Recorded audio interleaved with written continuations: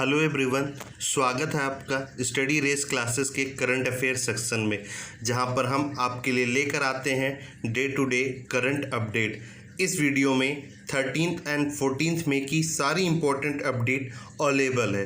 चलिए शुरू करते हैं। सबसे पहले आता है हरियाणा और जम्मू कश्मीर के सभी ग्रामीण परिवारों को नल से पीने का पानी कब तक उपलब्ध कराने की योजना बनी है।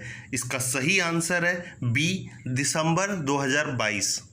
हरियाणा राज्य ने जल जीवन मिशन के तहत 2019-20 में 1.05 लाख नल कलेक्शन उपलब्ध कराए थे। दिसंबर 2022 तक सभी ग्रामीण परिवारों को 100% नल कनेक्शन उपलब्ध कराने की योजना इन्होंने बनाई है। अब हरियाणा की बात हुई है तो हरियाणा पूरे भारत का लोएस्ट सेक्स रेशियो वाला स्टेट है। यहाँ पे सेक्स रेशियो 877 है और यही चाइल्ड सेक्स रेशियो के मामले में भी सबसे लोएस्ट वाला स्टेट है। यहाँ पे चाइल्ड सेक्स रेशियो 830 है। हरियाणा राज्य के सीएम हैं मनोहर लाल खट्टर। इसकी कैपिटल है चंडीगढ़ और गवर्नर हैं सत्यदेव नारायण आर्य। जम्मू कश्मीर ने भी अपने सभी ग्रामीण परिवारों को दिसंबर 2022 तक पीने का पानी नल से उपलब्ध कराने की योजना बनाई है। जम्मू कश्मीर को अभी हाल ही में यूनियन टेरिटरी घोषित किया गया है। इसके फर्स्ट लेफ्टिनेंट गवर्नर बने हैं गिरीश चंद्र मुर्मू। नाम याद रखिएगा, पहले लेफ्टिनेंट गवर्नर हैं जम्मू एंड कश्मीर के गिरीश चंद्र मुर्मू। नेक्स्ट है हमारा भारतीय मौसम विज्ञान विभाग ने कहाँ पर एक निम्न दबाव क्षेत्र होने की बात कही है। इसका सही आंसर है ए, बंगाल की खाड़ी। निम्न दबाव क्षेत्र यानी लो प्रेशर एक साइक्लोन की तरफ इशारा करता है। मौसम विज्ञान ने ये बताया है ये निम्न दबाव 17th या 18th में तक एक साइक्लोन का रूप ले सकती है।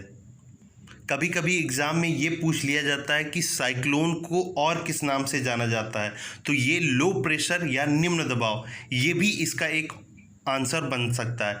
आप इसको याद रखिएगा, लो प्रेशर साइक्लोन की तरफ इशारा करता है। नेक्स्ट आता है समर्थ उद्यम संस्थान योजना यानी ERP को किस संस्थान में लागू किया गया है। इसका सही आंसर है NIT कुरुक्षेत्र।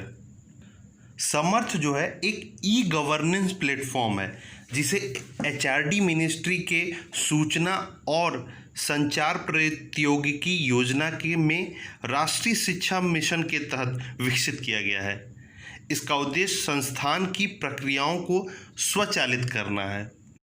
ERP समर्थ सभी विश्वविद्यालयों और उच्च शिक्षा संस्थानों के लिए open standard open source architecture है, जिसकी मदद से फैकल्टी, स्टूडेंट और स्टाफ अपने कार्यों को बहुत ही आसान ढंग से कर पाएंगे। नेक्स्ट है हमारा अभी हाल ही में CBSE का नया अध्यक्ष किसे चुना गया है। इसका सही आंसर है मनोज आहूजा। मनोज आहूजा ने अनीता करवाल की जगह ली है। CBSE का कार्यालय नई दिल्ली में स्थित है। नेक्स्ट है हमारा हाल ही में साइक्लिस्ट रेमी डी ग्रेगोरियो पर 4 साल का प्रतिबंध लगा दिया गया। उनका संबंध किस देश से है। इसका सही आंसर है ए, फ्रांस। फ्रांस की कैपिटल है पेरिस और यहाँ की करेंसी है यूरो। अब फ्रांस के बारे में एक इम्पॉर्टेंट चीज़ ये है, जो भारत ने अभी राफेल विमान खरीदे हैं उसको बनाने वाली कंपनी फ्रांस की है, जिसका नाम है डिसॉल्ट एविएशन। तो आप ये बात ये भी याद रखिएगा, डिसॉल्ट एविएशन फ्रांस की ही कंपनी है जिसने राफेल विमान बनाए हैं। नेक्स्ट है हमारा हाल ही में किस राज्य के तेलिया रुमाल को भौगोलिक संकेत यानी GI टैग दिया गया है। इसका सही आंसर है तेलंगाना। तेलंगाना में तेलिया रुमाल बनाए जाने की परंपरा बहुत पुरानी है। निज़ाम डायनेस्टी के समय से ही इस रुमाल को बनाया जा रहा है। इस रुमाल को बनाने में मुख्यतः 3 रंगों का इस्तेमाल होता है, जो है लाल, काला और सफ़ेद। इसको बनाने में टाई और डाई तकनीक का इस्तेमाल होता है जो इसे सबसे अलग बनाता है। इस रुमाल को बनाने में एक विशेष तेल का इस्तेमाल किया जाता है जिसके कारण ये रुमाल नरम रहता है, इसीलिए इसे तेलिया रुमाल भी कहते हैं। नेक्स्ट है हमारा 2020 FIFA under 17 women world cup का आयोजन कौन सा देश कर रहा है? इसका सही आंसर है ए, भारत। पहले इसका आयोजन 2020 में ही होना था, नवंबर 2020 में होना था, लेकिन due to pandemic coronavirus की वजह से इसे कैंसिल कर दिया गया है। अब इसका आयोजन 17 फरवरी से लेकर 2 मार्च 2021 में होगा।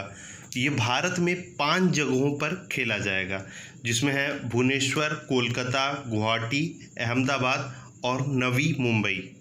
नेक्स्ट है हमारा MSME यानी माइक्रो स्मॉल मीडियम इंटरप्राइजेस को आत्मनिर्भर भारत योजना के तहत कुल कितनी राशि की आर्थिक मदद दी गई है? और इसका सही आंसर है सी, 3 लाख करोड़। देश में ज़्यादातर इंडस्ट्री इसी सेक्टर के अंतर्गत आती हैं, तो गवर्नमेंट ने इस सेक्टर को किसी भी तरीके का नुकसान न होने से बचाने के लिए इतनी धनराशि का आर्थिक पैकेज देने की घोषणा की है। नितिन गडकरी जी MSME मिनिस्टर हैं। नेक्स्ट है हमारा हाल ही में खिलाड़ी मनमीत सिंह का निधन हो गया, उनका किस खेल से संबंध था? इसका सही आंसर है ए, टेबल टेनिस। मनमीत सिंह जी 58 ईयर ओल्ड थे और वो एक भयंकर बीमारी से ग्रसित थे। टेबल टेनिस के अदर फेमस खिलाड़ियों की बात की जाए तो फेमस खिलाड़ियों में नाम आता है कमलेश मेहता, पौलमी घातक। ये दोनों नाम काफ़ी फेमस हैं। अगर हम टेबल टेनिस के कप की बात करें तो फेमस कप का नाम है यूथांत कप, कॉर्बिलियन कप, लेकिन ये कॉर्बिलियन कप केवल वुमेन के लिए होता है। ये इंपॉर्टेंट पॉइंट थे टेबल टेनिस के बारे में, इसको आप याद रखिएगा। नेक्स्ट है हमारा किस राज्य द्वारा भारतीय रिजर्व बैंक RBI के पूर्व गवर्नर श्री रंगराजन को राजकोषीय स्थिति में सुधार हेतु पैनल का प्रमुख बनाया गया है? और इसका सही आंसर है बी, तमिलनाडु। तमिलनाडु गवर्नमेंट ने एक हाई लेवल कमेटी बनाई है जिसका अध्यक्ष पूर्व गवर्नर श्री रंगराजन को बनाया गया है। अब ये कमेटी जो है, राज्य जिस स्थिति से गुजर रहा है उस स्थिति में उसको क्या करना चाहिए, सेंटर के साथ किस तरह से उसको अपनी मदद मांगनी चाहिए और क्या क्या आर्थिक कदम उठाने चाहिए राज्य की बेहतरी के लिए, ये सब वो डिसाइड करके गवर्नमेंट को एक रिपोर्ट सौंपेंगे। नेक्स्ट है हमारा किस राज्य की सोहराई पेंटिंग को हाल ही में GI टैग मिला है? इसका सही आंसर है ए, झारखंड। झारखंड राज्य की सोहराई कोवर पेंटिंग को GI टैग अभी दिया गया है। इसको मिट्टी की दीवारों पर पेंट करके बनाया जाता है। GI टैग किसी को दिए जाने का ये अर्थ होता है कि ये चीज़ किसी पर्टिकुलर जगह की विशेषता को बताती है और ये अन्य देश के किसी अन्य हिस्से में नहीं बनाई जा सकती है। GI टैग का रजिस्ट्रेशन 10 साल के लिए होता है और उसके बाद इसे फिर से रिन्यू कराना पड़ता है। नेक्स्ट है हमारा ग्रैमी विजेता बेटी राइट का हाल ही में निधन हो गया, उनका संबंध किस देश से था? इसका सही आंसर है बी, USA। बेटी राइट USA की निवासी थी। अब हम थोड़ा यहाँ ग्रैमी अवार्ड के बारे में देख लेते हैं। ग्रैमी अवार्ड जो है म्यूज़िक इंडस्ट्री का one of the biggest award है। बिग 3 के रूप में आयोजित होने वाला सबसे बड़ा संगीत पुरस्कार समारोह में से एक है और अदर 2 हैं, वो उनके नाम है अमेरिकन म्यूज़िक अवार्ड्स और बिलबोर्ड म्यूज़िक अवार्ड्स और तीसरा है ग्रैमी अवार्ड। तो ये याद रखिएगा कि ग्रैमी अवार्ड का जो संबंध है वो म्यूज़िक से है। अब आता है आज का बोनस सवाल। इसका जवाब आप लोगों को कमेंट सेक्शन में लिख कर देना है। भारत के राष्ट्रपति का नाम बताइए जिनकी मृत्यु उनके कार्यकाल के दौरान ही हो गई थी। अब ये एक राष्ट्रपति हो सकते हैं या 2 हो सकते हैं। आपको उनके नाम कमेंट सेक्शन में लिख के बताने हैं और आंसर ज़रूर करिएगा। आज के लिए इस वीडियो में बस इतना ही। नई अपडेट के साथ नई वीडियो में हम फिर से मिलेंगे। Thank you.